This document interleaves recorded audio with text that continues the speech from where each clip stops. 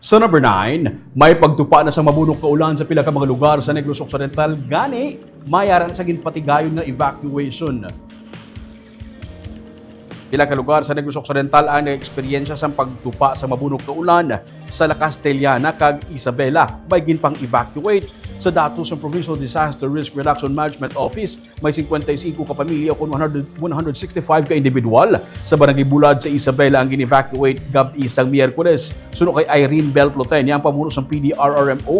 May mga areas nga ginbaha. Sa Barangay Robles naman sa La Castellana, may 124 ka mga pamilya ang yara sa kilid sa suba kag mga flood-prone areas ang ginpaidalom sa preemptive evacuation. Suno kay Rimuel Laho, ang PIO sa La Castellana. Sa Barangay Robles, may 5 ka mga evacuation centers sa barangay. May mga lugar nga nangin mabunok ang pagtupa sa ulan. Suno kay Plotenia, pares na lamang sa Don Salvador Benedicto. Light to moderate rains naman ang ulan sa Bago, Pontevedra, Valladolid, Binalbagan, Isabela kag La Castellana. Ining tugas ang habagat nga ginpabaskog sang Bagyo Inday. Naguyang ang bagyo samtang padulong sa northwestward sang Philippine Sea. Sa heavy rainfall outlook sang pag-asa bangod sang habagat nalakip ang Negros Occidental sa 50 mm to 100 mm na pagtupa sang ulan.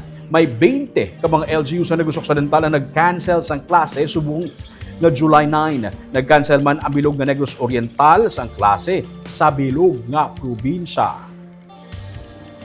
Ang sa Isabela, bimis doon mga flooded area na sila nga reported, Oo, kahapon. Ang heavy rains, ma'am, saan ugid yung gina-expect? Friday pa? More or less, Miss Friday.